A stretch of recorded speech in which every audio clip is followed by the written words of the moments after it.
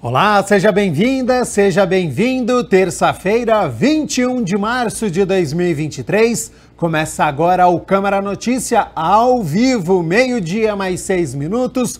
Muito obrigado pela sua companhia, pela sua audiência e participe. Envie a sua mensagem para o número do nosso WhatsApp. 19 é o nosso DDD. 97829-3776. Você que é de Campinas e região, pode ir direto no número 97829-3776. Ou você tem a opção de enviar uma mensagem através do nosso QR Code. Como é que ele funciona? Está com o seu celular aí perto? Faz o teste agora. Pega o celular, abre a câmera como se fosse tirar uma foto mesmo e com a câmera do seu celular você vai apontar aqui, ó, para este QR Code. Porque aí já vai aparecer uma mensagem na tela do seu celular escrito o WhatsApp da TV Câmara Campinas. Você aperta e pode enviar o seu elogio, uma crítica construtiva, o que você quer assistir aqui no nosso telejornal, que a gente conversa ao vivo.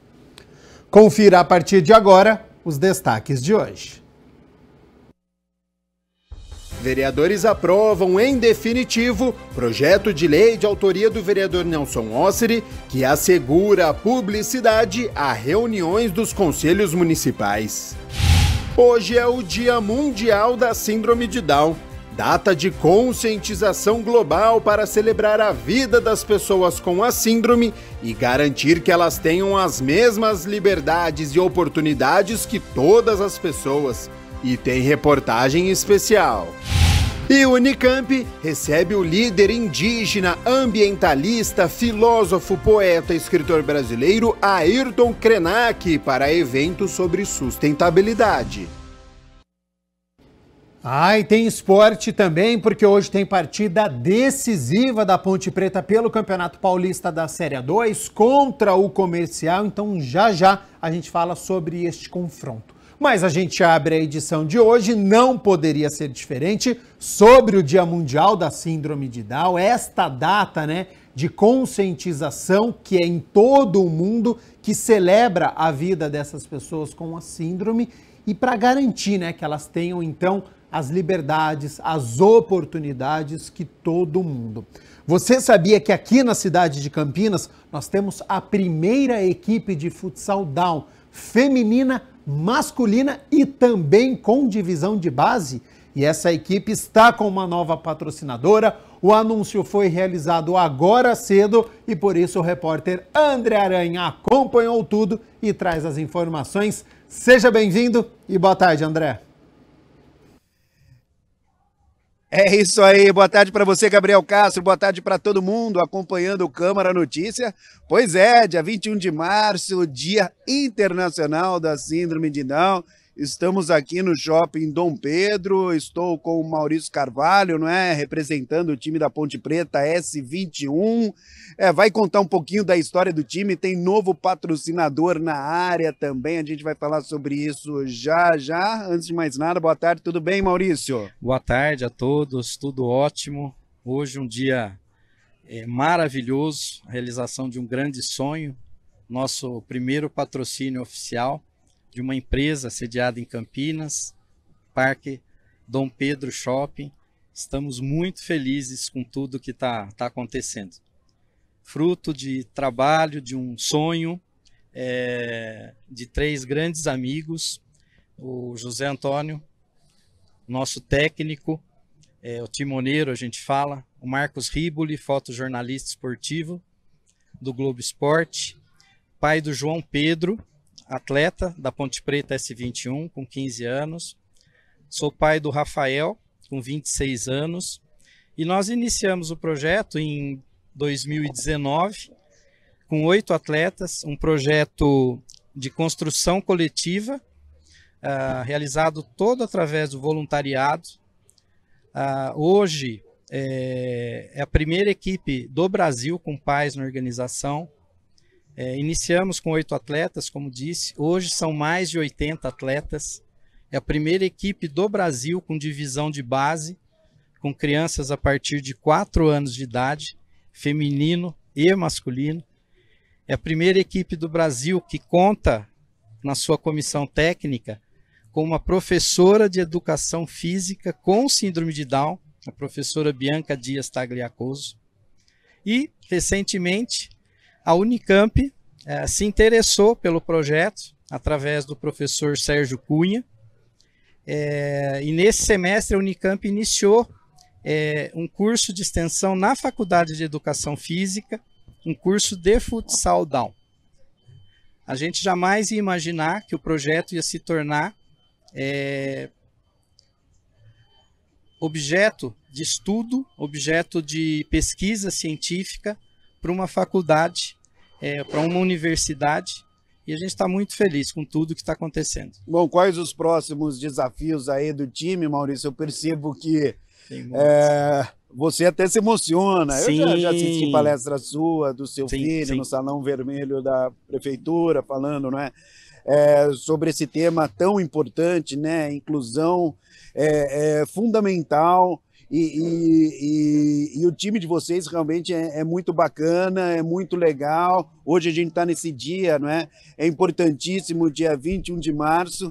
E como eu estava falando, percebo que você se emociona, né, Maurício? Sim, Quais sim. os próximos desafios que você espera daqui para frente? Agora, ainda mais forte, né? O time S21 da Ponte. Sim, a gente tem como objetivo, como eu disse digo, né, para os pais, desenvolvimento humano, né? E por ser uma atividade física, um esporte coletivo, são trabalhadas muitas coisas, mas o principal, né? A gente ativa as ligações neuronais, isso facilita o aprendizado das pessoas, eleva a capacidade de memória, é antidepressivo e eleva a autoestima. Se fosse só isso, já estava bom, mas é muito mais, né? Hoje, a Ponte Preta conta com a presença do atleta, o melhor jogador de futsal down do mundo, o atleta Renato Gregório. E hoje, 3 atletas da Ponte Preta estão servindo a seleção brasileira CBDI de futsal down. Eles estão lá no Comitê Paralímpico em São Paulo, se preparando para a Copa América no final do ano, em novembro desse ano, que será realizado em São Paulo. Nós temos, em menos de 3 anos, 3 grandes conquistas, 2 vice-campeonatos e nos sagramos campeões de um torneio contra as melhores equipes do Brasil. Tudo isso fruto de um trabalho de excelência do nosso técnico, José Peixotão, mas o que mais nos encanta é a abertura, é o início de novas equipes em todas as cidades do Brasil. E nós temos como meta, junto à CBDI, até o final de 2023, pelo menos uma equipe em cada capital brasileira. Hoje a Ponte Preta S21 é madrinha de algumas equipes no Brasil. Posso falar de Pelotas, Rio Grande do Sul. 2 mães se interessaram pelo projeto e o que conta muito na modalidade é a atitude, e elas tiveram atitude, iniciaram um trabalho maravilhoso lá.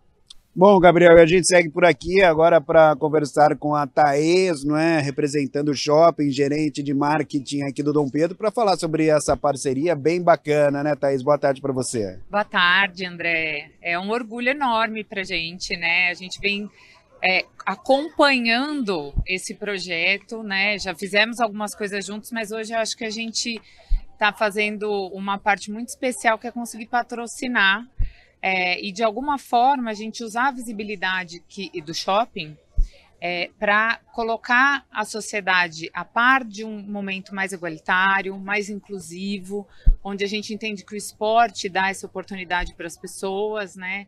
E dar essa visibilidade para esse projeto, para a gente, é muito especial. Não, sem dúvida. E o esporte, ele abre portas, né, Thaís? Justamente hoje, dia 21 de março, né, esse dia super importante, o Dia Internacional da Síndrome de Down, e o esporte sempre abrindo portas para a inclusão e tudo mais. Gostaria que você falasse um pouco mais sobre isso, qual o objetivo de vocês, não é, com essa parceria, patrocinando a equipe da Ponte Preta S21.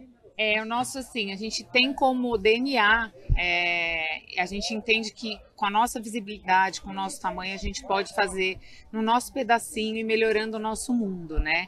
E aí, isso é um dos nossos projetos. Temos vários, fazemos grandes projetos durante todo o ano. Esse é um deles, mas a gente entende que a inclusão e colocar um indivíduo como uma pessoa única, especial, com vontades, com desejos únicos e especiais, é muito importante. Dar essa visibilidade para eles e mostrar para a sociedade que é possível, para a gente é o mais importante, porque a gente começa a educar as pessoas para um mundo mais legal para frente. Como vai funcionar essa parceria, Thaís? A gente entrou agora com patrocínio dos uniformes. Uniforme, né? Legal. Vamos manter essa parceria, era super importante para eles ter esse patrocínio e dar toda essa visibilidade. A gente já fez exposições e vamos estar próximos para que eles possam cada dia crescer mais. A gente começou com o projeto, na parceria tinham 50, hoje já tem 82, né, atletas. Beleza, boa. E um deles já foi até da seleção brasileira, né, já ganhou o Mundial. Então, eu acho que não tem como olhar e falar que esse não é o futuro que a gente tem que plantar. É isso aí, também está prestigiando o evento aqui a vereadora Débora Palermo. Tudo bom, vereadora? Tudo bem, André? Tudo bom. Bom, para falar sobre a importância desse dia 21 de março, né, Dia Internacional da Síndrome de Down, gostaria que a senhora falasse a respeito do evento e da importância, não é, desse dia. Sim, o Dia Internacional é muito bom comemorar e relembrar, né, e prestigiar essas pessoas, né, com síndrome de Down.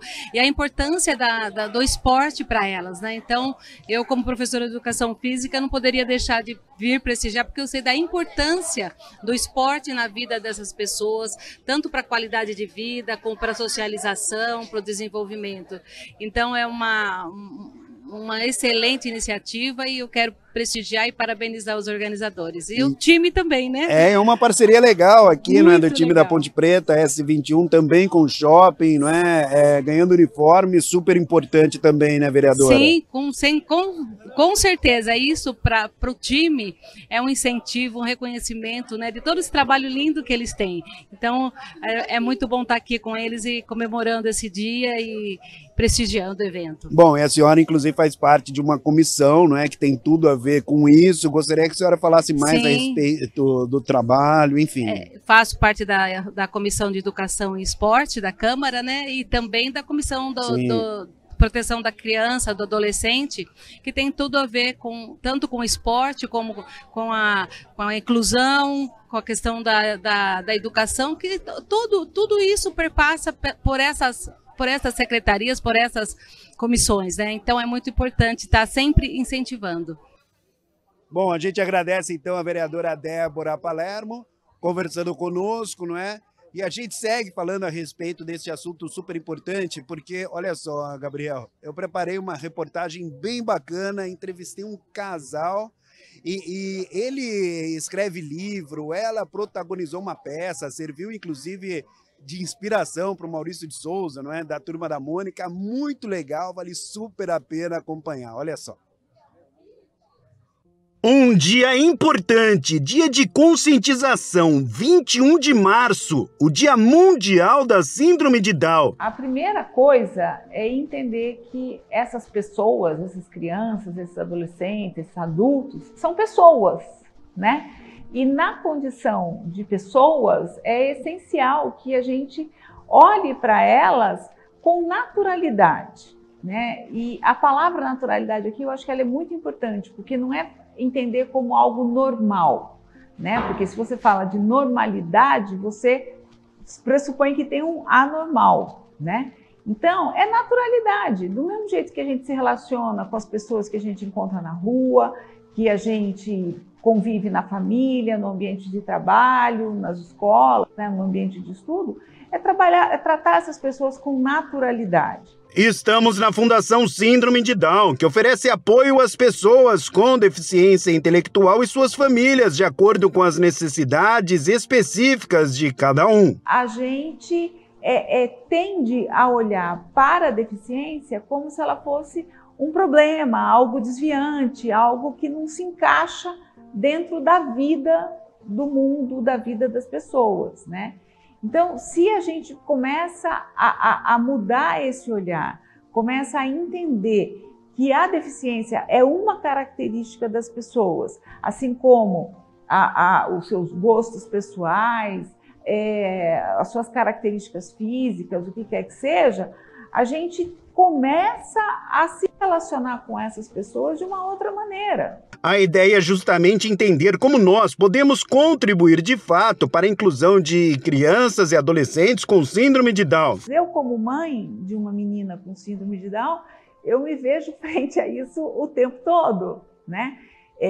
De situações que eu falo, não, ela não vai conseguir, né? Ah, não, acho que eu preciso proteger. E a hora que eu vejo, ela já foi, né? Ela já fez. E eles fazem mesmo, e muito bem feito. Bom, e a gente veio conhecer a história da Tati, não é? Que é escritora, palestrante, empresária. Tudo bom, Tati? Prazer em conhecê-la. Prazer, todo meu.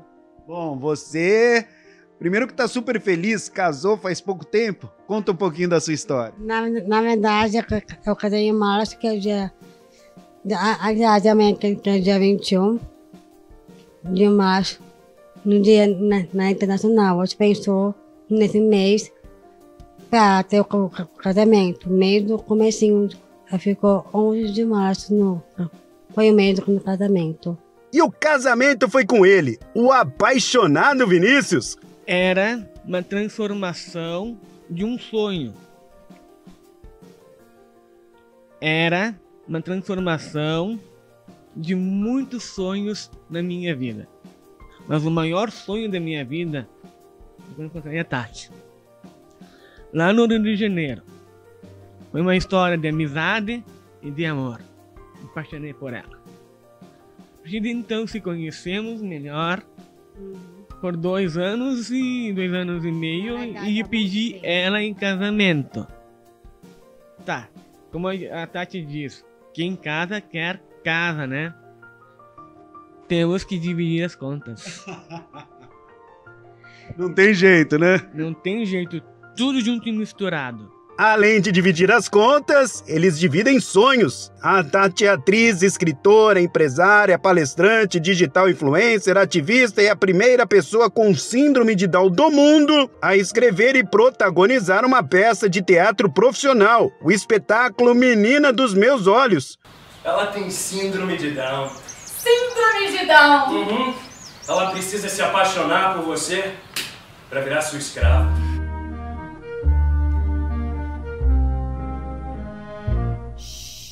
Também foi inspiração para Maurício de Souza, o criador da Turma da Mônica. Eu ganhei esse concurso na Turma da Mônica.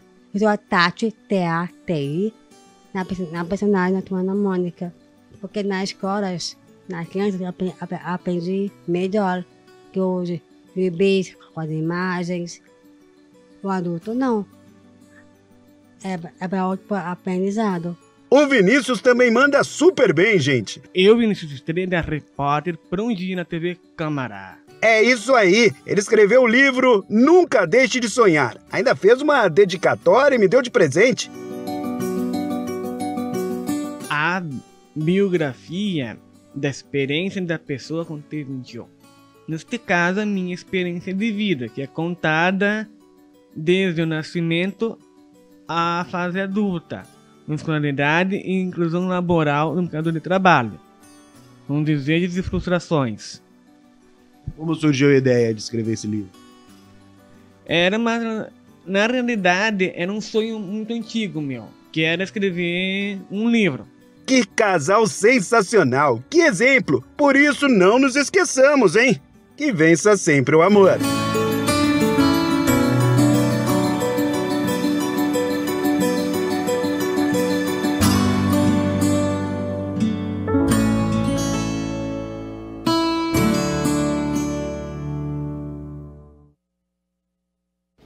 Que inspirador, né? Quero agradecer ao nosso repórter André Aranha, também o Maurício Carvalho, né, coordenador lá da Ponte Preta S21 Futsal Down, um dos idealizadores deste projeto, a Thaís Tavares, que é gerente de marketing do shopping, a vereadora Débora Palermo, por todas as informações, essa reportagem especial muito bacana. Hoje é um dia realmente especial e que merece toda essa atenção. E o governo do estado aqui de São Paulo, por meio da Secretaria dos Direitos da Pessoa com Deficiência, lançou hoje uma cartilha com orientações e cuidados para as famílias de pessoas com síndrome de Down e toda a sociedade. O guia foi elaborado pela doutora Ana Cláudia Brandão e conta com o apoio da Sociedade de Pediatria de São Paulo, da Federação Brasileira das Associações de Síndrome de Down e da Sociedade Beneficente Israelita Brasileira Albert Einstein. O material está disponibilizado virtualmente pelo site da Secretaria, que é o www.pessoacomdeficiência.sp.gov.br. O site está aqui embaixo da sua tela e também conta com uma versão acessível no mesmo endereço eletrônico, tá certo? 12:00 mais 25 minutos, nós vamos fazer o seguinte, só o primeiro intervalo aqui no nosso telejornal e na volta tem entrevista ao vivo com um administrador, empresário, que vai nos ajudar a responder como gerar riqueza. Parte financeira, tem alguma dúvida sobre este assunto? Está passando por alguma dificuldade? Quer mudar a sua mente financeira? Não saia daí que o nosso intervalo é rapidinho e tem dica importante.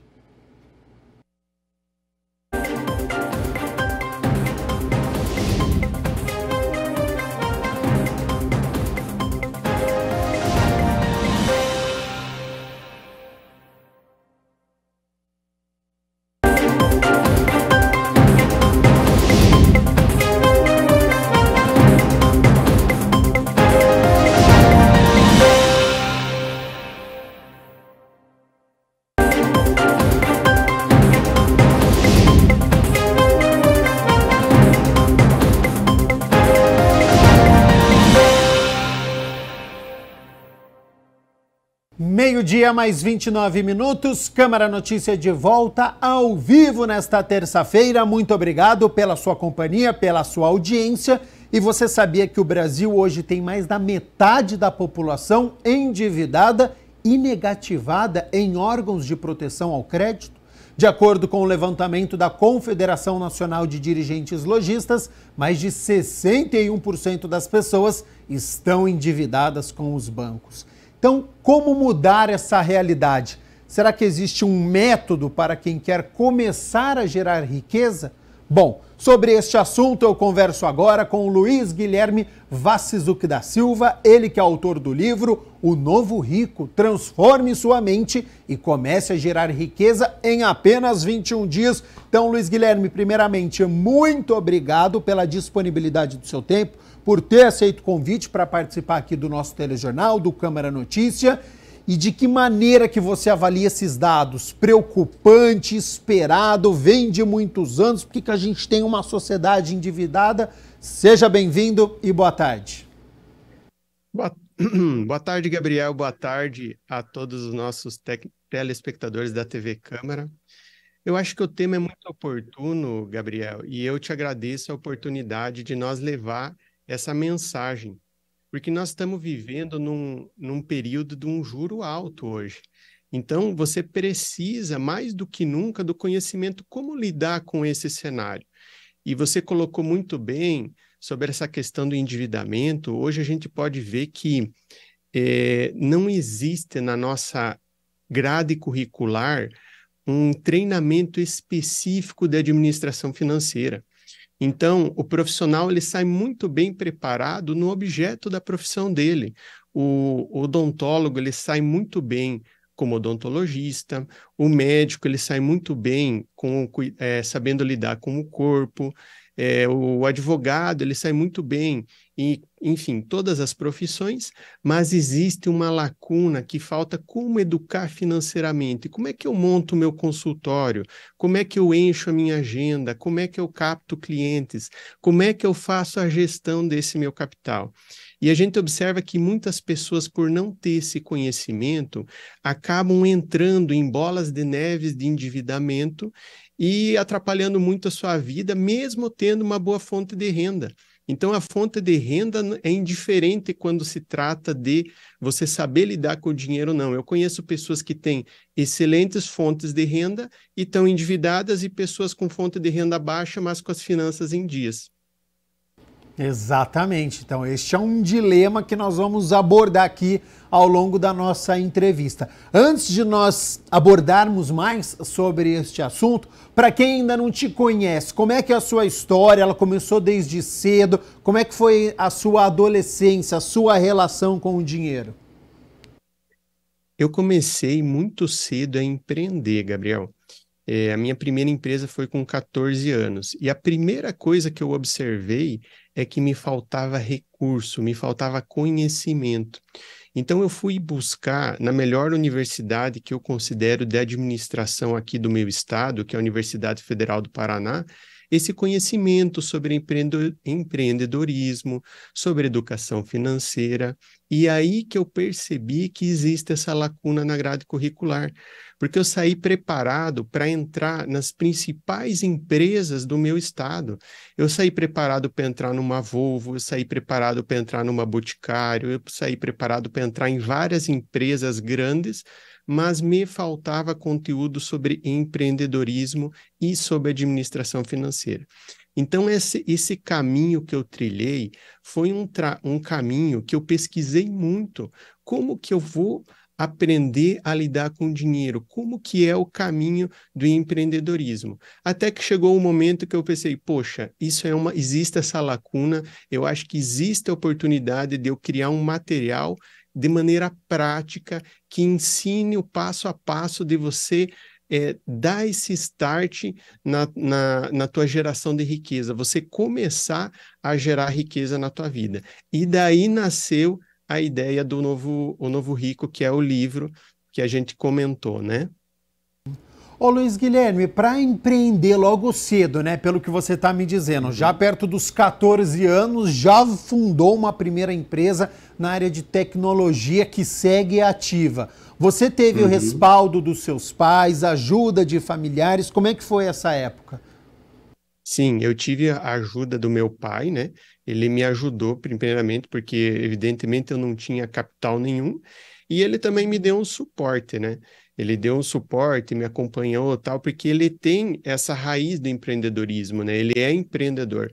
Apesar de hoje, nós temos empresas, tal, nós trabalhamos juntos, mas são separadas a questão societária, né? Então, assim, foi bastante importante. Mas o que que eu ajudo a ensinar nesse novo livro? É que você pode começar a empreender mesmo sem ter empresa. Mesmo você no teu emprego, você já está fazendo um ensaio para um futuro possível empresa que você pode sonhar em vir a ter. E com um diferencial, você está ganhando para isso, você está arriscando com o dinheiro do teu empregador. Então, só a questão de você mudar a mentalidade já te ajuda muito em você começar a desenvolver essa questão do empreendedorismo, mesmo estando empregado, mesmo no local que você trabalha. O que é essa mentalidade que você diz, Luiz Guilherme? Para quem está nos acompanhando, o que a pessoa ela precisa mentalizar na teoria e depois conseguir aplicar numa prática? É assim, ó, a gente, Gabriel, desde que a gente nasce, a gente é um papel em branco. Então, por exemplo, na área financeira, como que é a tua programação financeira? É muito provável que a programação financeira que você desenvolveu é a programação das pessoas que te rodeiam, porque foi o que você aprendeu, foi como você viu o teu pai fazendo. Então, por exemplo, assim, se o teu pai ou a tua família ou alguém as pessoas próximas são pessoas que lidam com o dinheiro de maneira a fazer dívida, existe uma tendência a você fazer uma leitura e instalar essa programação da tua mente que esse é o caminho correto de você agir. E eu chamo essas crenças, que são verdades que a gente vai colocando na nossa mente, de crenças limitantes. Então, o primeiro passo, que inclusive é o que a gente aborda no livro, a primeira coisa a se fazer quando você quer gerar riqueza, é você fazer fazer um cheque em como que está a tua programação financeira. Porque às vezes pode ter ali alguma crença limitante que está te impedindo de prosperar. Por exemplo, às vezes você passa a vida inteira ouvindo: o dinheiro é sujo, o dinheiro é sujo, o dinheiro é sujo, o dinheiro é sujo. Quando você está grande, você começa a ter uma mentalidade que te afasta do dinheiro. Isso de uma maneira inconsciente e você nem percebe. Então, a primeira coisa a se fazer é você reorganizar a maneira como você enxerga o dinheiro, entende? É isso que eu me refiro sobre mentalidade. Ótimo. E Luiz Guilherme, depois você começou então muito cedo, com 14 anos, aos 22 já virou sócio de uma pequena indústria de produtos para churrasco. Como é que foi essa transição e dá um certo medo, dá um certo receio para quem está nos acompanhando? Como é que funciona esse empreendedorismo? Tem que ter a cabeça aberta? O empreendedorismo, a gente até a palavra já diz, né? Empreendedor. Então, você tem que saber lidar com a dor. Quando eu saí da faculdade, eu tinha uma expectativa positiva que iria ser mais fácil, mas nem sempre é assim. Eu saí muito novo e eu demorei 10 anos para deixar a empresa redondinha. Hoje a empresa, ela está muito bem. Então, assim, você tem que ter uma mentalidade muito forte na resiliência. O sucesso, quando você conversa com qualquer pessoa de sucesso, ele é passo a passo, ele é devagar, você tem que ir superando desafios pouco a pouco. É natural que a gente tenha medo, que a gente tenha insegurança. O que a gente não pode deixar é esse medo te paralisar. O medo, ele funciona como um mecanismo de proteção, para que você não tome decisões tolas, para que você não cometa erros que podem te comprometer. Mas a gente tem que tomar cuidado, porque muitas vezes o medo excessivo também te paralisa. Ele te impede de ir atrás dos teus sonhos, ele te impede de dar o passo. Então, é importante ter coragem para você dar um passo rumo a esse sonho. Ô Luiz, a gente sabe que na pandemia, né, muitas pessoas perderam o emprego e foram praticamente obrigadas, né, a empreender, a abrir um negócio para conseguir uma renda. Com a sua experiência, o que a pessoa precisa ter para empreender hoje em dia? Pelo que você me contou até agora, você citou a questão de educação dos estudos, você citou resiliência, são os pilares aí para as pessoas conseguirem, porque abrir um negócio tudo bem, mas o difícil é manter e depois ter um negócio que seja realmente rentável? É legal, é uma pergunta muito boa, Gabriel. E a primeira coisa que você precisa ter é know-how. Até eu citei antes a questão do intraempreendedorismo. Às vezes, vamos supor assim, você tem um sonho de ter uma farmácia, ou você tem o sonho de ter uma hamburgueria, ou qualquer negócio que seja. É interessante você desenvolver esse know-how antes. Quando eu citei antes o empreendedorismo, é justamente para você ganhar essa experiência, essa expertise que vai te fazer superar muito desses problemas que eu não tive, porque eu saí da faculdade e fui direto para uma empresa, para uma indústria. Então, muita coisa eu tive que aprender na prática. E eu vi que não é necessário. Você pode trabalhar no teu emprego já pensando com a mente de empreendedor, focando o que eu preciso aprender para quando eu for abrir meu negócio. Dou um destaque especial para vendas. Você vê o teu negócio, como que é feita a venda, como que o negócio gera receita. Dou um destaque especial também para o fluxo de caixa, se você conseguir acompanhar como que é o período entre você vender o teu produto até receber, relacionado ao negócio que você deseja montar. Então, todos esses ensinamentos que você vai aprendendo, vai colecionando experiência que vai te facilitar na hora de você tomar uma decisão de você abrir teu negócio, porque você já vai saber operacionalizar.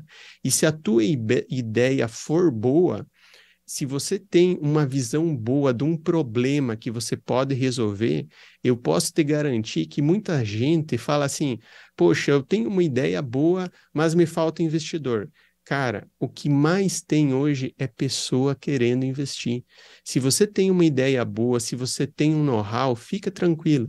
Não vai te faltar oportunidade, não vai te faltar alguém, um pai, uma mãe, um parente, ou mesmo um amigo que tenha um pouco mais de recurso, que tem interesse de investir e embarcar nessa jornada junto contigo. Então, assim, primeira dica é desenvolva um know-how que vai evitar muitos problemas lá na frente. Ótimo, dicas importantes então para você que está nos acompanhando.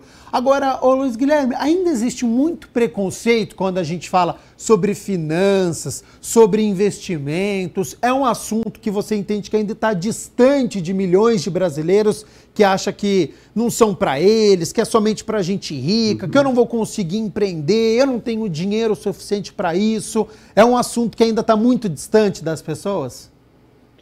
Eu acredito que sim, Gabriel. É tudo que a gente não conhece, num primeiro momento parece um bicho de 7 cabeças, né? E o investimento, quando a gente fala em investir, a gente está falando em risco. E risco sempre aciona aquele gatilho do medo de perder. O ser humano é assim, né? Inclusive tem uma pesquisa que foi feita com um prêmio Nobel, se chama Daniel Kahneman. Ele fez uma pesquisa onde ele fazia uma seguinte proposta para as pessoas.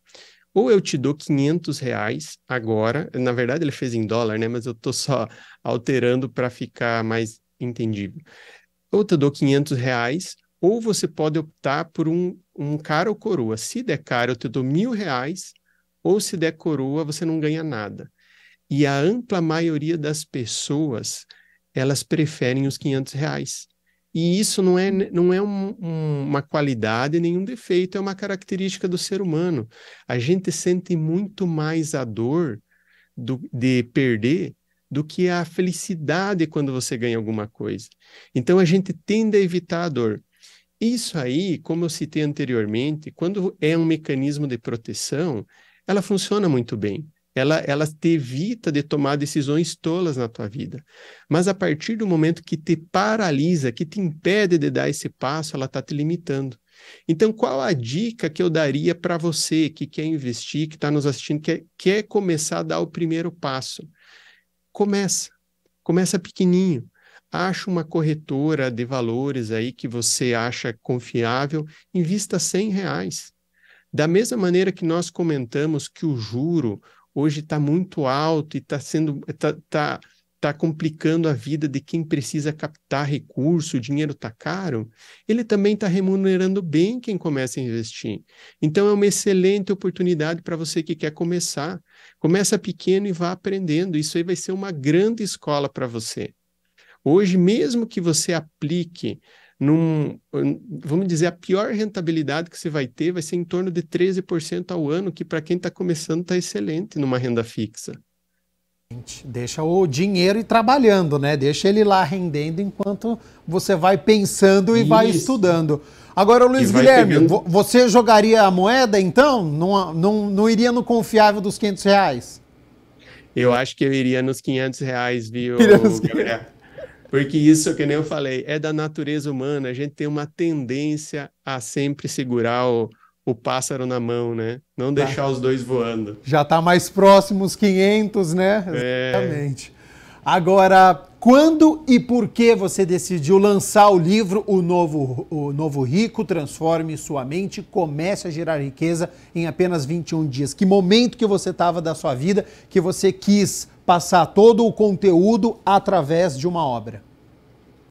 Olha só, Gabriel, isso aí nasceu de um dia que eu retornei de férias e no primeiro dia de trabalho eu voltei à empresa, a gerente de RH me chamou e ela me falou assim: Guilherme, nós estamos com um problema, nós estamos com muitos funcionários que final de ano, por mais que tenha o 13º, às vezes as pessoas se perdem, gastam um pouquinho mais e acabaram ficando sem recurso e elas estão pedindo autorização, porque o empréstimo consignado do salário, você precisa de autorização da empresa.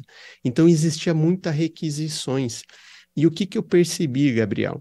eram pessoas boas, eram pessoas trabalhadoras, eram pessoas honestas, com família, e que eu via que elas estavam entrando numa bola de neve financeira que ia enforcar ela por 1 ano, 2 anos, 3 anos, e isso ia atrapalhar muito a vida delas. A gente sabe que o dinheiro não traz felicidade, mas ele resolve muitos problemas nossos, e ele pode complicar muito a nossa vida se a gente não saber gerir ele de uma maneira eficiente. Então, o livro nasceu dessa dor inicial de eu sentir que as pessoas estavam passando por dificuldade por não ter conhecimento. Então, eu fiz uma live em meu Instagram, @euevoluo sempre, que eu sempre estou compartilhando dicas de empreendedorismo, desenvolvimento pessoal, finanças pessoais, e o retorno foi muito bom. E desse retorno nasceu, poxa, eu preciso escrever um livro porque eu sei que eu vou ajudar muitas pessoas. Foi daí que nasceu a ideia do Novo Rico. E de que maneira que você decidiu construir o livro? Ele é por capítulos, é para o leitor ler cada um por um dia, de uma vez só, é para ler sozinho, é para ler em família? O que você pensou? Então, assim, a literatura sobre finanças hoje é bastante vasta, sabe, Gabriel? Você tem excelentes livros sobre o assunto. Eu quis fazer uma coisa diferente que eu vi que não existia. Eu quis fazer um livro que a pessoa fosse facilmente entendível por pessoa, mesmo que não tivesse conhecimento financeiro, e que ela já aplicasse na vida dela. Porque a gente tem resultados a partir do momento que a gente aplica o que a gente aprende. Então, assim, são 21 capítulos. Cada capítulo, a recomendação é que você leia durante um dia e depois da leitura você foque em fazer a tarefa. É a tarefa que vai gerar resultado na sua vida. O meu objetivo, quando eu escrevi o livro, não era ser um autor de sucesso. O meu objetivo era transformar a vida das pessoas, que realmente elas pudessem praticar aquilo e que realmente fizesse a diferença na vida delas, transformasse a vida delas. Esse foi o objetivo e por isso que o livro foi montado dessa maneira, de uma maneira que fosse prática e que a pessoa pudesse aplicar na vida dela. E para quem está interessado, então, Luiz Gustavo, tem casos reais, tem exemplos do que a pessoa precisa fazer no dia a dia? Exatamente. Você vai encontrar no livro, primeiro, um capítulo curto, teórico, são capítulos de 2, 3, 4 páginas no máximo, e após isso ela vai dar orientações sobre o que você pode fazer para cada etapa da construção. O livro ele trabalha 3 etapas, Gabriel. A primeira etapa, como eu citei anteriormente, ele trabalha para fazer um ajuste na tua mentalidade, para que você comece a pensar da maneira que uma pessoa que gera riqueza pensa. A segunda parte é um ajuste nos teus hábitos financeiros. Não é você ter planilha complexa, nada disso. São hábitos básicos de gestão financeira saudável, para que você administre as tuas finanças pessoais de uma maneira eficiente. E a terceira etapa do livro, ele te dá o pontapé para você começar a plantar, para você começar a investir, porque é do plantio que um dia você vai ter a colheita. Então é ali que você começa a gerar riqueza propriamente dita. Só que se você não fizer os passos anteriores, você vai ter dificuldade quando você chegar na terceira etapa. Por isso que ele é um roteiro, um passo a passo para que a pessoa tenha facilidade em se localizar. Leitura contínua, então, dia a dia, né? Um capítulo por dia aí é a melhor maneira do leitor conseguir, então, aprimorar uma técnica para poder melhorar a situação financeira. Luiz Guilherme, você pensou em um público-alvo? É um livro que pode ajudar tanto quem está endividado quanto quem está começando a planejar a vida? O público-alvo são pessoas, Gabriel, que estão começando a vida financeira, estão começando a lidar com patrimônio, estão começando a ter um dinheiro.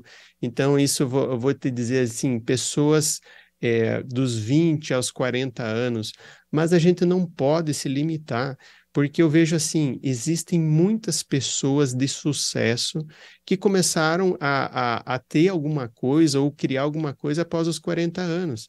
Aqui no Brasil mesmo, a gente pode citar Silvio Santos, que começou uma emissora de televisão depois de uma certa idade, a Luísa Helena Trajano, que começou também a Magazine Luiza depois do 40. Então, são vários exemplos que a gente tem de pessoas de sucesso que começaram num período mais tarde. Apesar do público ser um foco, um público mais jovem, para toda pessoa que quer começar a gerar riqueza, se você acreditar, se você for resiliente, se você tiver vontade realmente, é totalmente possível você atingir a riqueza. Para quem está interessado, onde que pode encontrar o livro? Você pode encontrar o nosso livro na Amazon, www.amazon.com.br, ou me mandando um direct no Instagram que eu peço para a minha equipe entrar em contato e providenciar essa compra. O meu Instagram é @euevoluosempre.com.br. Luiz Guilherme Vacizuc da Silva, muito obrigado novamente pela sua disponibilidade. Todas as informações que foram passadas aqui, tenho certeza que de grande valia, e até uma próxima oportunidade, viu? Valeu, muito obrigado, Gabriel. Foi um prazer falar com você. Nós aqui agradecemos a participação do Luiz Guilherme ao vivo aqui no nosso Câmara Notícia nesta terça-feira, meio-dia mais 55 minutos. Agora, a hora das notícias do Legislativo, porque ontem foi dia da 13ª reunião ordinária.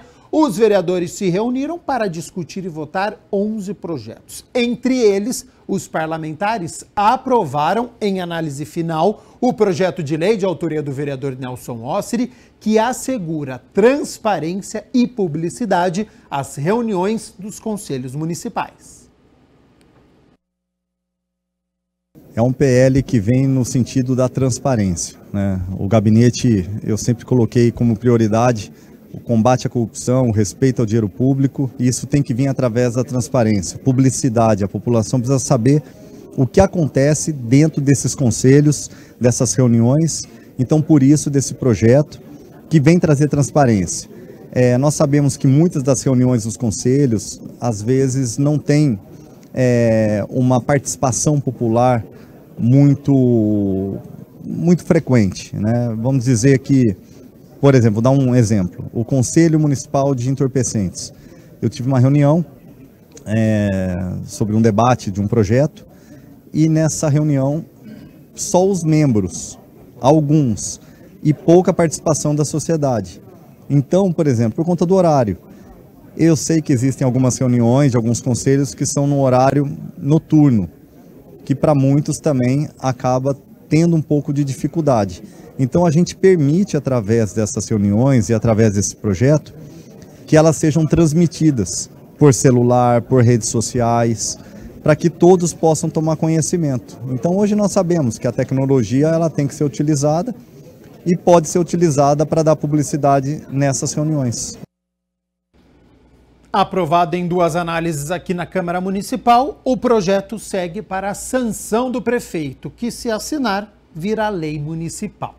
E também foi aprovado o projeto de lei de autoria do vereador Paulo Haddad, que suprime um parágrafo único do artigo 4º da lei que criou aqui na cidade o programa Banco de Ração e Utensílios para Animais. O parlamentar explicou o motivo da alteração. Teve um probleminha, porque agora nós temos a possibilidade de destinar parte dos recursos, né, que nos é facultado.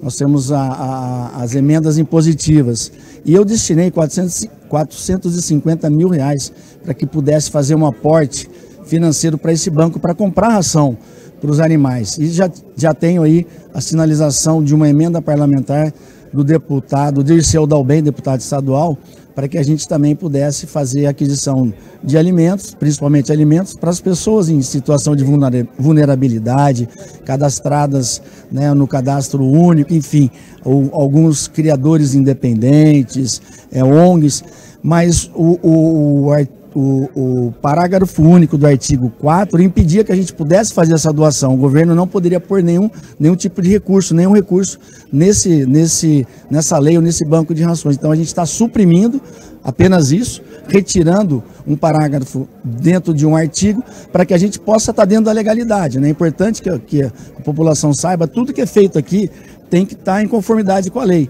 E isso criou uma dificuldade para que a prefeitura pudesse fazer esse aporte financeiro da minha emenda parlamentar de R$450 mil.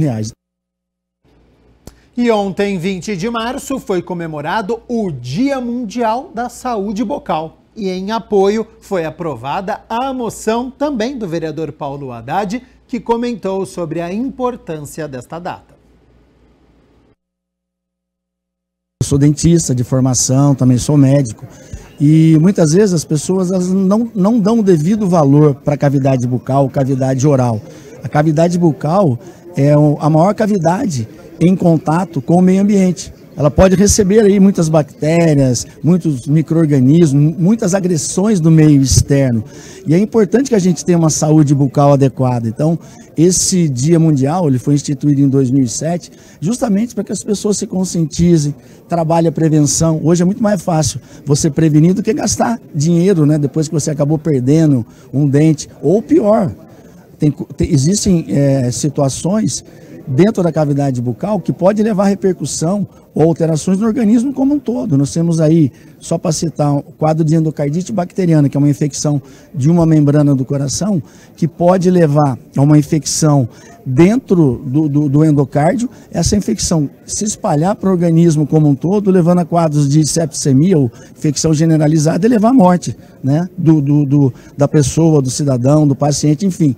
Como outras, né, ou simples perda de um dente por um problema de má higiene bucal, crescimento facial, né, em crianças que acabam causando malformações lá na frente, tem que colocar aparelhos, muitas vezes os aparelhos não conseguem resolver, tem que fazer cirurgias, enfim, é um mês de conscientização, lei minha, aprovada essa lei em 2017. Lembrando que você pode conferir a reunião ordinária na íntegra, todas as discussões e votações pelo youtube.com/TV Câmara Campinas. Tem uma aba lá ao vivo, você aperta ali e aí confere a reunião ordinária e toda a nossa programação. E a gente segue aqui com as notícias do Legislativo, porque ontem a Comissão de Cultura se reuniu pela segunda vez no ano e a secretária municipal de Cultura, Alexandra Caprioli, e o diretor de Cultura, o Gabriel Rapassi, os dois apresentaram o novo edital do Fundo de Investimentos Culturais aqui da cidade de Campinas. Foi realizada a segunda reunião ordinária da Comissão Permanente de Cultura, presidida pelo vereador Igor Diego, que contou com a presença da vereadora Paola Miguel. Durante a reunião, foi apresentado junto com a Secretaria de Cultura do município o novo edital do FIC, Fundo de Investimentos Culturais de Campinas. A gente já explanou inicialmente que então hoje nós vamos falar sobre as oficinas do FIC. Explica para a gente um pouquinho as informações, como que funciona, enfim. Perfeito. Na verdade, a gente tem dois temas que a gente gostaria de dar satisfação e eu acho que se a gente... os dois são muito importantes, né? A questão do FIC é um fundo de investimentos, né, de apoio aos projetos, e ele já está em pleno curso. Eu até, por curiosidade, trouxe um pouquinho uma ideia de como está nosso cronograma, antes da gente entrar na questão das oficinas culturais, que eu acho que é o tema mais que as pessoas têm mais ansiedade, mas o FIC ele mobiliza muitos fazedores de cultura. Então, esse ano, o FIC ele foi aberto em 1º de dezembro e ficou aberto até 10 de janeiro, e ele teve cerca de 769 inscritos. Então, é um número muito representativo, Mas a gente sabe que, diferente do FIC na época da pandemia, que ele era um FIC de trajetória, então o objetivo era atender o maior número de artistas, de fazedores de cultura. Para esse ano, a gente já retomou o FIC na característica de projeto. Então, aí, a gente deve aprovar, esse ano, a gente tinha R$ 3.126.000 depositados na conta do FIC. E agora nós fizemos a fase de saneamento e habilitação dos projetos e estamos justamente na fase de aprovação e classificação.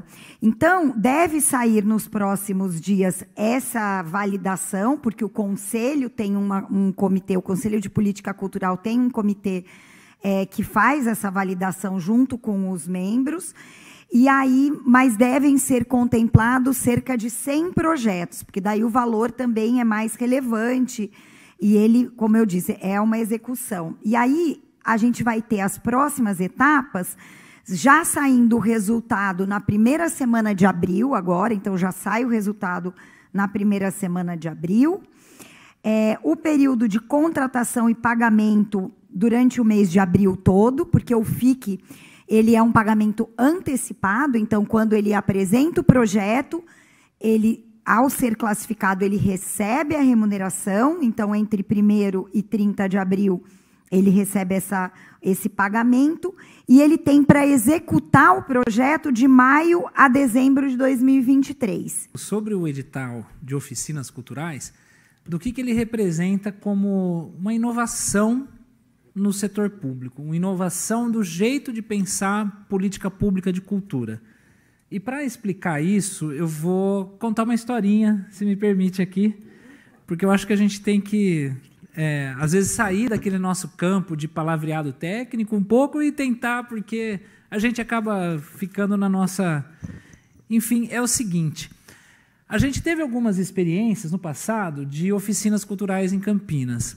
E o que a gente percebe? Tem algumas pessoas, por exemplo, um jovem que está na Unicamp e que tem vontade de contribuir para desenvolver a sociedade, para levar o conhecimento que ele recebeu na universidade pública para outros lugares, para a periferia. Então, quando a prefeitura contrata, vai um menino ali, às vezes ele está até numa fase da vida que ele tem apoio dos pais, então ele aceita até por um valor menor para trabalhar, e ele vai num bairro de periferia e ele trabalha lá, faz uma oficina cultural das 3 às 5 da tarde e vai embora. Quando ele vai embora, o que ficou para o bairro? Né? O recurso que ele recebeu está lá com aquele rapaz que mora numa outra região da cidade, ele não consome lá, ele não convive na comunidade. Então, essa era uma reflexão que a gente fez com a nossa equipe antes de fazer o edital. A gente falou, a gente tem que mudar isso daí. Então, o que a gente pensou? Num edital, que quem que vai pontuar? Quem que vai ter mais condições de ser contratado? Quem comprovar que já tem uma relação com aquele bairro. A parlamentar Paola Miguel aproveitou para esclarecer dúvidas dos coletivos a respeito das inscrições. Ter esse primeiro edital de 2023, né, através de inscrição de oficineiro, para mim é muito gratificante, assim, porque eu acho que essa historinha que o Gabriel contou ilustra muito bem justamente qual que é o nosso anseio, assim, né? Muitas vezes você está desenvolvendo um projeto na associação de bairro, muitas vezes você está ali todos os dias, já tem essa relação, esse vínculo, e o que falta é esse incentivo, né, para aquilo se manter. Muitos projetos a gente vê iniciando e morrendo, muitas vezes, porque falta justamente esse investimento do poder público, né?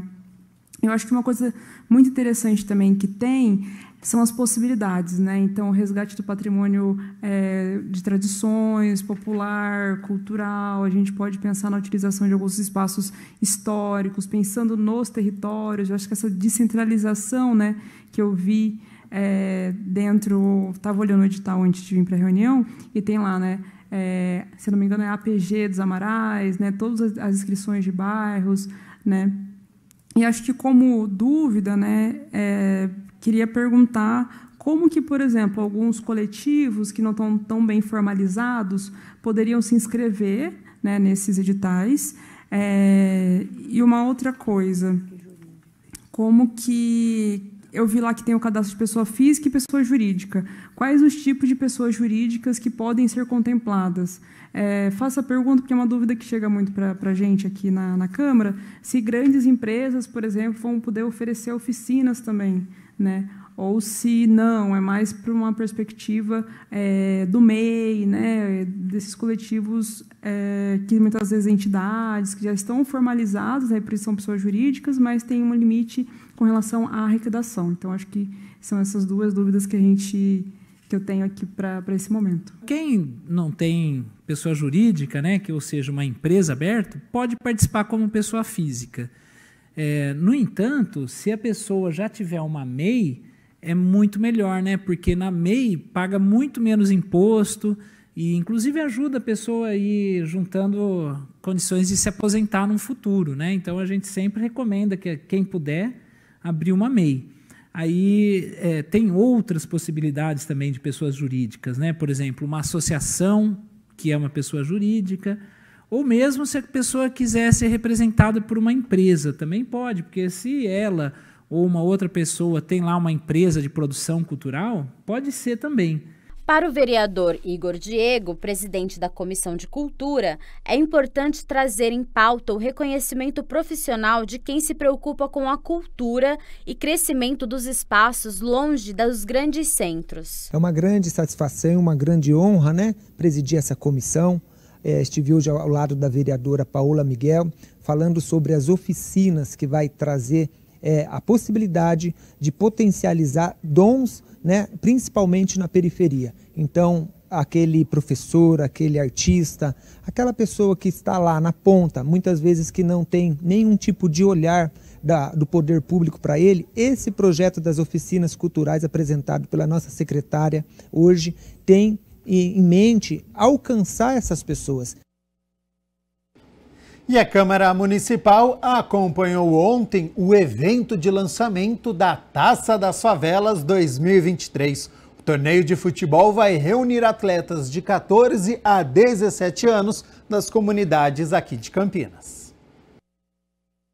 A Câmara de Campinas acompanhou o anúncio da terceira edição da Taça das Favelas. O vereador Permino Monteiro representou o Legislativo no evento, onde foram apresentadas todas as definições do torneio. É um evento esportivo muito importante na nossa cidade, é o terceiro, né, consecutivo de muitos que vão acontecer. É a Taça das Favelas 2023, onde dá oportunidade para os jovens que querem jogar futebol, tenha a vontade de se tornar atleta profissional, e é um momento oportuno que eles aproveitam. A Taça das Favelas, ela mostra que valorizar as comunidades que moram em favelas, traz muitas oportunidades para as pessoas que moram lá e também para que as outras partes da cidade conheçam a potência que a favela é. E abre também possibilidade para novos eventos, como a Expo Favela, que teve em São Paulo, e os vereadores estão solicitando que a Prefeitura, que a Secretaria de Cultura adote essa ideia também. Permino Monteiro é autor da Lei 16.100, de 7 de julho de 2021, junto com Gustavo Peta e Carmo Luiz, que institui na cidade o torneio Taça das Favelas. Na questão da favela, temos um projeto em andamento, que é o Dia da Favela, dia 4 de novembro, onde vai ser um evento muito bonito aqui na cidade de Campinas. E como você disse, né, já estamos elaborando também um grande evento aqui no município que envolve também a questão da favela. Seria o primeiro Expo Favela, que vai ser feito aqui na cidade de Campinas com apoio da Prefeitura e Secretaria de Cultura. O campeonato tem como objetivo promover conscientização e a inclusão por meio do esporte, a integração das comunidades e a ressignificação do território e fortalecimento da autoestima da juventude das favelas e núcleos residenciais. Esse ano o campeonato ele vai ter uma etapa a mais, porque nós vamos cadastrar novamente as favelas, tá? Nós vamos continuar no mesmo formato do ano passado, 32 times masculinos, 16 times femininos, porém nós vimos que tem muita gente nova querendo participar, então nada nada mais justo do que a gente oferecer oportunidade. Então nós vamos ter essa oportunidade a mais, que é o cadastramento novamente das favelas e dos técnicos. Vai ter uma escolha e assim nós vamos formar os times, cadastramento dos jogadores, inscrições dos jogadores e vamos seguir como o ano passado. E aí, como é que faz então para participar? Quais são os requisitos, né? Então conta um pouquinho pra gente, que quem ficar interessado, como é que faz? Fique ligado nas redes sociais da CUFA, principalmente Instagram, CUFA Campinas, ligadinho na EPTV, porque lá vão ter todas as informações do aplicativo onde os técnicos e favelas precisam se inscrever e logo depois disso os jogadores também, mesmo formato como aconteceu ano passado. Estiveram presentes no evento os vereadores Zé Carlos, Carlinhos Camelô e Igor Diego. É uma parceria da Câmara Municipal com a Prefeitura para valorizar as comunidades e ampliar as oportunidades. Eu tenho certeza que com essa oportunidade eles podem realizar vários sonhos. Não só de estar jogando bola, mas estar participando de um campeonato de alto rendimento, um campeonato que é transmitido ao vivo pela televisão e que tem torcida, tem bons campos e com certeza vai trazer uma alegria, um momento único para eles que jamais eles vão esquecer na vida deles.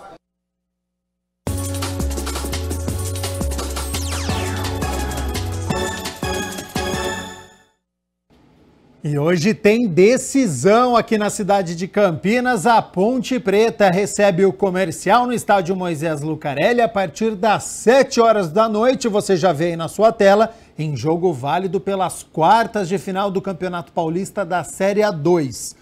No sábado, as equipes ficaram no empate em 1-1. Se persistir o empate hoje, a disputa vai para os pênaltis. E quem vencer avança à semifinal da competição.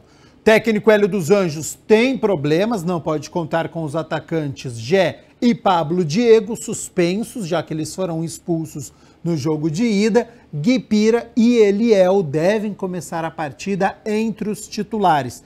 Fica a expectativa também pelo lateral esquerdo Arthur, porque ele pode retornar, começar a partida entre os titulares, aí ele entraria no lugar do Jean Carlos. Promessa de casa cheia, os ingressos custam R$20 a inteira, R$10 a meia entrada, isso para a arquibancada geral. Então, partida tensa, complicada, importantíssima para a Ponte Preta, que está em busca do acesso.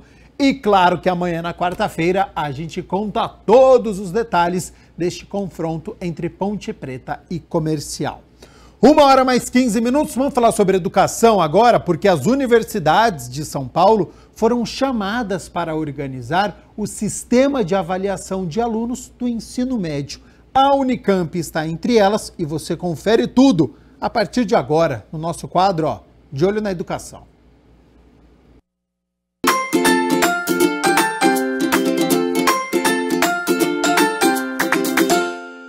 Bom, é o quadro De Olho na Educação e olha só, hoje um assunto extremamente importante, porque as universidades públicas do estado de São Paulo foram convidadas aí para fazer um sistema de avaliação dos alunos do ensino médio. Unicamp, obviamente, está entre elas. Bom, eu tenho a honra aqui de apresentar Antônio José de Almeida Meirelles, conhecido, claro, como Tom Zé, o reitor da Unicamp. Tudo bem, professor? Tudo bem, André. Muito obrigado. É um prazer estar aqui, podendo dar essa entrevista. Agradeço a você, ao De Olho na Educação e à TV Câmara. Eu vou chamar o senhor de Tom Zé, porque todo mundo te conhece como Tom Zé. Bom, gostaria que o senhor falasse primeiramente a respeito desta informação importante. Então, a Secretaria de Estado da Saúde, o secretário Renato Feder, procurou as 3 universidades estaduais, aquelas universidades que são financiadas pelo contribuinte paulista e pelo governo do estado, para organizar, e essa é a proposta da Secretaria, um sistema de avaliação do ensino médio do estado de São Paulo. Existe já um sistema, mas a ideia agora é fazer uma organização diferente, que também abra a possibilidade de dar acesso a um certo número de vagas das 3 universidades estaduais. A proposta, então, é que elas organizem um sistema de avaliação que ocorra ao final dos 3 anos do ensino médio, e esse sistema, então, vai avaliar alunos do primeiro, do segundo e do terceiro. Esse sistema componha um resultado final que dê acesso a algumas vagas, um certo percentual de vagas às 3 universidades estaduais, que são a Unicamp, a USP e a Unesp. A Univesp, que é a Universidade Virtual, também terá alguma participação nesse processo, né? E foi nos colocado a intenção que a gente organize, como universidades estaduais, esse sistema de avaliação. Por exemplo, foi colocado da parte da Unicamp, isso parece também ser algo que é considerado relevante para a USP e para a Unesp, que nós valorizamos muito a redação no processo de avaliação do aluno, né? Então, nós queremos que essas provas levem em consideração também um processo de avaliação via redação. Isso seria uma das novidades aí. Então, na verdade, o nosso vestibular ampla concorrência, ele já contém isso. Inclusive, foi um dos motivos pelos quais a Unicamp, lá no passado, quis realizar ela própria o seu vestibular, né? Isso acabou ganhando adesão de outras universidades, então nós queremos preservar isso numa avaliação também, nesse sistema de avaliação e no acesso a essas vagas que estariam vinculadas a essa avaliação. Qual o balanço que o senhor faz desse encontro, desta reunião? Conta pra gente, por favor. Vou, inclusive, esclarecer que a gente teve 2 reuniões. Uma primeira foi basicamente com a reitoria, com o reitor. Num segundo momento, participou também o professor Ivan Toro, que é pró-reitor de graduação, e o professor José Alves, que é o presidente da nossa comissão de vestibular. Sim. Nós temos um processo de vestibular que envolve vários mecanismos e formas de entrada na Unicamp, né? Então eu achei importante colocá-los a par dessa iniciativa. A reunião foi muito boa, a gente sentiu que é uma proposta que tem vários aspectos positivos e que nos atribui, eu digo, às 3 universidades estaduais um papel de destaque na organização dessa prova, né? De forma que a gente se sinta confortável com a ideia de realizá-la. O professor José Alves, citado, né, pelo Tom Zé, o reitor da Unicamp, tem cadeira cativa aqui, viu, professor, no De Olho na Educação. A gente sempre tem oportunidade de entrevistá-lo nos mais variados assuntos aí. Um abraço, então, né, para o professor José Alves, que está sempre acompanhando. Bom, é um balanço, então, positivo. O que vem principalmente de novidade? Conta pra gente, Tom Zé, porque o pessoal certamente em casa está acompanhando o quadro, está curioso para saber, não é, como que isso vai funcionar na prática. Então, hoje nós temos sistemas de entrada na Unicamp que uma das características deles é ter processos que ao mesmo tempo valorizam mérito, por exemplo, desempenho na ampla concorrência. Nós temos possibilidade de entrar na Unicamp através de Olimpíadas científicas, então algumas vagas são atribuídas e as pessoas daí nem precisam prestar vestibular, tiveram um desempenho excepcional em algumas Olimpíadas de renome no Brasil, elas têm acesso. Nós também temos uma política daí de inclusão, né? Nós temos cotas para pretos, pardos, nós temos um vestibular específico para indígenas e nós temos uma política de incentivar a vinda de alunos de escolas públicas. E nesse aspecto em particular, eu destacaria a possibilidade que essa iniciativa, junto com a Secretaria Estadual de Educação, amplie o número de egressos do ensino público médio no estado de São Paulo. É uma meta, que mais alunos participem dos nossos processos de seleção, né?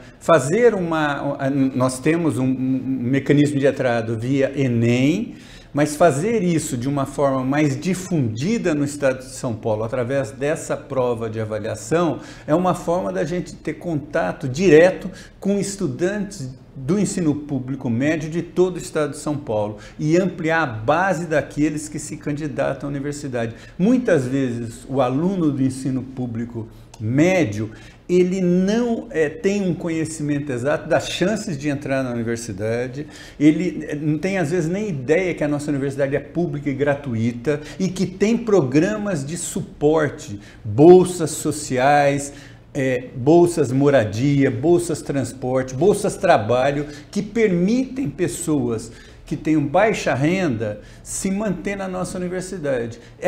Esses são mecanismos e propostas que nós queremos fortalecer, e achamos que essa política de fazer essa avaliação estadual poderá ter um impacto grande em relação a isso, não só na região de Campinas, mas em toda a região do estado de São Paulo. E acho que a USP e a Unesp compartilham dessa mesma ideia. Só para mencionar um segundo aspecto da proposta, é que ela viria também associada a uma política de permanência estudantil. O governo do estado está pondo em cima da mesa a possibilidade de que os alunos que entrarem por essa via e que tenham vulnerabilidade, dificuldade de se manter. Às vezes a pessoa é de longe de Campinas. Sim. Campinas é uma cidade cara, longe de Limeira, longe de Piracicaba, tem que sair de casa. Como que ele se mantém aqui e consegue estudar? Né? Então, isto estaria também associado a um programa de bolsas para os ingressos por essa via que tenham situação de vulnerabilidade social. A Unicamp tem uma longa tradição de avaliar a vulnerabilidade dos seus alunos. Temos uma política de concessão de bolsas. Agora, essa política ela esbarra nos limites do nosso orçamento. Ter uma política adicional que venha do governo do estado é para a gente algo muito importante para continuar esse processo de inclusão. Como fica a situação da ETEC? Então, a proposta foi apresentada pelo secretário estadual de Educação, que organiza todo o ensino médio no estado de São Paulo. Mas no caso das escolas técnicas, elas estão associadas ao Centro Paula Souza, as ETECs e as FATECs. Elas estão associadas, o Centro Paula Souza está associado à Secretaria de Ciência, Tecnologia e Inovação, assim como as 3 universidades estaduais e a Universidade Virtual. Então, nós já recebemos do secretário de Ciência, Tecnologia e Inovação, o professor Varran, expressando o desejo que as ETECs também participem dessa avaliação, para elas também terem possibilidade de acesso a essas vagas pela via dessa avaliação do ensino médio paulista. Eu, pessoalmente, sou favorável, acredito que os outros reitores também. Normalmente, os estudantes das escolas técnicas, eles têm uma formação muito boa e eles têm um bom desempenho aqui nos nossos cursos, principalmente os cursos da área tecnológica, das áreas fundamentais de ciência, né? Por exemplo, a Unicamp tem uma tradição muito positiva de ter alunos do Cotil e do Cutuca que entram. E eles normalmente são alunos de muito bom desempenho na graduação. Então, expandir isso para o conjunto de ETECs do estado de São Paulo é também, do nosso ponto de vista, algo positivo. Terá que ser conversado. A proposta está na mesa, mas a organização desse sistema ainda exigirá convênios. Não é detalhada ainda. Mas você vê, tem 2 aspectos importantes. A possibilidade de ter acesso ao conjunto de alunos do ensino médio e talvez do ensino médio técnico, né? E também a possibilidade de ter bolsas para que aqueles alunos que entrem e sejam vulneráveis possam, de fato, usar a sua vaga. Porque, às vezes, o aluno não consegue, ele entrou, mas ele não consegue vir porque ele não consegue se manter aqui. Então, é um pacote que pode estreitar os laços das nossas 3 universidades com os estudantes de escolas públicas do estado de São Paulo. A gente quer isso, e isso pode ter um efeito até no ensino médio, né? Imagina, porque, vamos dizer assim, o vestibular da Unicamp teve uma influência no ensino médio em geral, público e privado, né? Por exemplo, avaliar as pessoas com base na redação levou as pessoas a um processo de não só pensar tecnicamente, mas pensar também mais globalmente em temas importantes como sustentabilidade, justiça social, questões que são contemporâneas, né? Esse tipo de abordagem pode também interferir no estudante do ensino médio, quando ele se distribui. Vamos dizer, ele vai estar sabendo que ele vai estar prestando uma prova no final do 1º ano, depois no final do 2º, depois no final do 3º, que poderá dar acesso a ele às 3 melhores universidades melhores universidades do Brasil, ou em grande parte muito próxima das melhores universidades do Brasil e da América Latina, né? Ele terá essa porta de entrada, essa possibilidade. Isso pode entusiasmar o estudante, né? Isso pode entusiasmar os professores para preparar os seus estudantes. Então tem um impacto que não é de imediato, mas ao longo do tempo ele vai formando uma geração de estudantes novos que vão estar olhando, ó, eu tenho a possibilidade de entrar nessas 3 melhores universidades, fazer a minha carreira e tornar a educação um mecanismo de ascensão, de arrumar um emprego melhor. Passa a ser algo próximo, né, Tom Zé? O fato concreto é o seguinte: as pessoas formadas no ensino superior, elas têm uma renda significativamente acima das pessoas que vão para o mercado de trabalho só com o ensino médio, né? Agora, a gente sabe que as pessoas fazem isso, às vezes, por dificuldade, seja por dificuldade de conhecimento, por achar que não vai conseguir, seja por dificuldade de se sustentar. Nós temos que inverter esse sinal. A educação é uma porta de inclusão, de melhoria de acesso das pessoas à renda. E a gente precisa fazer isso muito com os alunos que são egressos do ensino médio público. Bom, deixa eu te fazer uma pergunta também, um assunto bastante importante, Tom Zé. Porque o MEC abriu consulta pública, não é? Para reestruturar o ensino médio. Gostaria que o senhor falasse, não é, na condição de reitor da Unicamp, o que o senhor pensa sobre isso, enfim, esse é um assunto importante também. Em torno da reforma do ensino médio, existem polêmicas e visões muito diferentes, né? Eu acho que é positivo que essas visões tenham espaço de se expressar. É normalmente nesse conflito positivo de ideias que você é capaz de gerar um resultado, em geral, melhor, né? Porque as diferentes perspectivas se mostram e você negocia uma solução. Então, eu vejo como positiva essa iniciativa do Ministério da Educação de abrir a discussão sobre a reforma do ensino médio. É essa a minha abordagem. Volto um pouco atrás no tema anterior. Nós temos hoje também nas 3 universidades estaduais uma força grande de cursos de licenciatura, né? E nós não temos ainda uma influência grande na formação do estudante no ensino médio. Essa é uma aspiração que as nossas universidades querem também. Contribuir de forma mais incisiva para o processo de ensino público no estado de São Paulo, né? Então, uma das outras conversas que ocorreu com a Secretaria Estadual de Educação é a possibilidade de envolver os nossos alunos de cursos de licenciatura. Nós temos vários cursos de licenciatura aqui na Unicamp, já durante a graduação, em atividades nas escolas do ensino médio público paulista. Isso existe de forma relativamente modesta através de um programa que chama Residência Pedagógica e que é financiado com bolsas pela CAPES, pelo órgão do governo federal que ajuda na formação de recursos humanos, né? Na área de pesquisa e tal. Então, eles dão bolsas para os estudantes, para poucos estudantes desenvolverem atividades nas escolas públicas do estado, da vizinhança, vamos dizer assim. Essa possibilidade foi abordada, a possibilidade de algo similar, não exatamente nos mesmos termos, mas algo similar, ser feito pela Secretaria de Estado da Educação, e numa escala maior, né?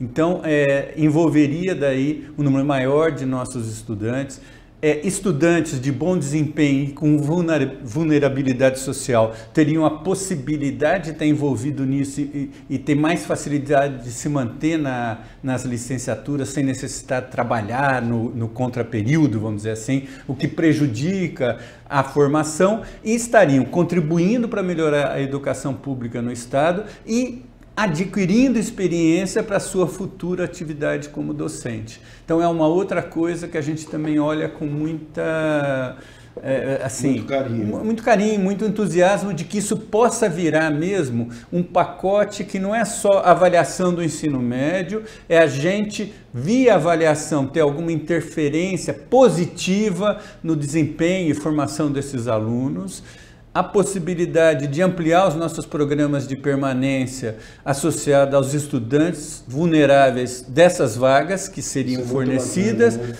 E a possibilidade dos nossos alunos de licenciatura terem um papel mais relevante no ensino público do Estado de São Paulo, e isso também contribuir para a sua formação como futuros docentes do ensino público ou do ensino em geral, né? Bom, excelente aqui a entrevista, os esclarecimentos do Tom Zé. Passou rapidinho o nosso tempo, né? Bastante esclarecedor aí a entrevista. Gostaria que o senhor fizesse as considerações finais, por favor, Tom Zé. Então, André, gostaria novamente de agradecer essa oportunidade, agradecer ao programa, a você, agradecer à Câmara, né, a TV Câmara, essa possibilidade de estar apresentando aqui uma proposta que vai muito ao encontro daquilo que a nossa universidade tem de espírito hoje, entre os quais é colaborar ativamente para melhorar a justiça social em nosso país, a inclusão, a formação, a educação tem esse papel transformador, né? E esse pacote pode ajudar nessa direção. Sempre olhando outros objetivos também. Estamos olhando o objetivo da inovação, o objetivo da sustentabilidade, né? Mas queremos que os nossos alunos das escolas públicas pré-universitárias tenham acesso a essa riqueza da universidade para poder fazer a diferença aí fora. E a gente quer atrair essas pessoas e essas são as intenções desse conjunto de propostas. Estamos evoluindo. É essa a esperança. A gente tem que ter otimismo com as possibilidades da gente fazer transformações significativas aqui. E a educação é um dos pilares dessa transformação. Com certeza. Obrigado, Tom Zé. Obrigado, André. Bom, pessoal, eu sou André Aranha, já sabe, né? Tô sempre, de olho na educação. Tchau!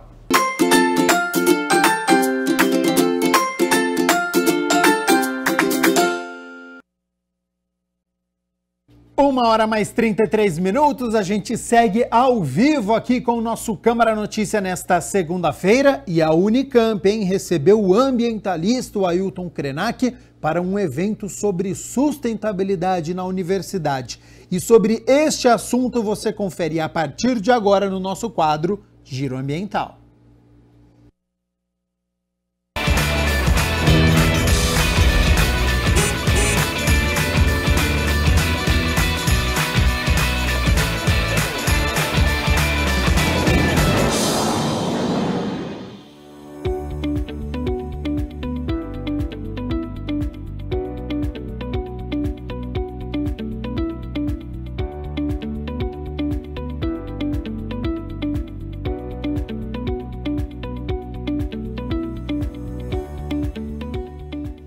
Giro Ambiental no ar e hoje vamos falar sobre sustentabilidade. E para isso, nosso convidado já está aqui, é o filósofo, ambientalista, escritor Ailton Krenak. Ailton, seja bem-vindo aqui ao Giro Ambiental. Obrigado. Ailton, para a gente começar aqui nosso bate-papo, né, a respeito de sustentabilidade, vamos fazer um panorama. O nosso país, em que estágio nós estamos? Olha, nós temos que pensar que o nosso país está no planeta. O nosso país está no planeta Terra. Um planeta azul que nós herdamos dos nossos ancestrais e que nós estamos predando ativamente nos últimos 100 anos. Predando. Estamos transformando esse lugar maravilhoso numa plataforma extrativista onde a gente só tira e não põe nada. Onde você só tira e não põe nada, não dá certo. Nem poupança. Se você só tirar da sua poupança e não botar nada, você vai falir. Uma coisa que a gente pode falar é sobre o equilíbrio, né? E aí, para manter esse equilíbrio entre o social, o econômico, né? Como é que faz? Isso é coisa de economista. Os economistas gostam de inventar desculpa. Eles olham uma montanha e falam que aquela montanha tem 200 bilhões de toneladas de minério. A gente vai distribuir aquilo com os pobres, vamos dar dinheiro para a educação, para a saúde e comem a montanha. No final das contas, o que resta é um buraco. Isso não é sustentável. Mas é um desafio, né? A gente conseguir o suprimento e a sustentabilidade. Na verdade, isso é uma narrativa. No começo da história dos humanos, ninguém falava disso e todos comiam, bebiam, dormiam e acordavam. Agora nós estamos indo para uma espécie de fim da história dos humanos, onde a desculpa é que a gente tem que garantir o social, o ambiental, o econômico, e isso é uma conversa fiada. E o que a gente pode fazer para contribuir? Seja eu, né, a pessoa em casa que está assistindo, os políticos. Tendo consciência, eu acho que a gente precisa articular dois valores muito raros na civilização humana hoje: a paz e a ciência. Ciência. Porque tanto a ciência quanto a paz, elas foram abandonadas numa equação que você já enunciou, que é de dar viabilidade à vida social, política, econômica, e a ciência e a paz ficaram encostadas em algum lugar, feito duas ferramentas obsoletas. E a economia resolveu governar o mundo. E aí você escuta gente como o dono da Tesla, o cara que fala que todo mundo vai ter um robozinho, que o mundo do trabalho vai acabar, que nós vamos virar todos espectadores de conteúdo digital. Quer dizer, nós vamos nos transformar numa humanidade idiota, enquanto alguns donos do poder no planeta vão ficar produzindo essa distopia de que nós temos sustentabilidade. Se a gente der mole, eles vão dizer que os robôs são mais sustentáveis do que a gente. E aí eles dispensam a gente e dão o cargo para o robô. É muito importante isso que você falou da tecnologia. A gente vê aí chegando com força, né, as inteligências artificiais, né, que a gente, um exemplo, ChatGPT, que você coloca ali, ela te dá texto, ela te faz roteiros, planejamentos. Elas podem contribuir também, né, nesse momento com a sustentabilidade, ou ela é mais vilã? Olha, seria mais ou menos como você pensar que você vai tratar um organismo bombardeando ele com energia nuclear. Você pode bombardear um organismo vivo com nuclear para evitar algum dano maior, mas você vai transformar a capacidade desse organismo de regeneração em uma necrose, digamos assim. Você vai matar aquela parte do organismo, vai matar as células doentes com um bombardeio nuclear, e é muito próximo dessa ideia de tecnologias, inteligência artificial operando no meio da vida como restaurador. A inteligência artificial não restaura nada. A inteligência artificial ela veio para instaurar uma outra maneira de estar no mundo que exclui a humanidade. Nós estamos convidando o ladrão para entrar dentro de casa.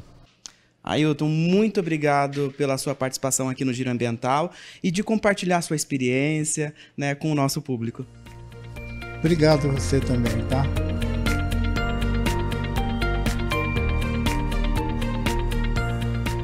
E professora, o evento que traz Ailton Krenak, né, para discutir sustentabilidade, por que é importante a gente trazer esse tema para o público, para a instituição? Bom, a presença do Krenak aqui é um projeto que a gente está desenvolvendo desde o ano passado, e hoje é o lançamento oficial, né, do Trilha de Sustentabilidade, que é um projeto em parceria da CAMEJA, né, da Diretoria Executiva de Direitos Humanos, com a EduCorp e a DEP. E é um projeto que vai ter durabilidade durante todo o ano de 2023, e nós vamos oferecer à comunidade todo um debate, um discurso, trabalhar os conceitos fundamentais de sustentabilidade, suas críticas, emergência climática, mobilidade sustentável, e a ideia de trazer uma pessoa como o Krenak para dar o start do nosso projeto é para nós um motivo de muita honra, porque ele é uma pessoa que entende na prática o que significa isso, né? Então, eu acho que vai ser uma honra imensa para nós começarmos o projeto hoje com a presença do Krenak. É necessário, né, essa difusão da informação, seja para a comunidade acadêmica, né, ou para a comunidade aqui, né, para nossa cidade. Sim, com certeza. Para nós é fundamental a gente criar na Unicamp esse debate em todos os setores, né? Não só os docentes, discentes, pesquisadores, funcionários PAEP, todo mundo, toda a comunidade envolvida nesse grande tema e nesse debate fundamental para a nossa sociedade e para o planeta. É uma necessidade urgente. Urgente, era para ontem. Muito obrigado. Obrigada a vocês.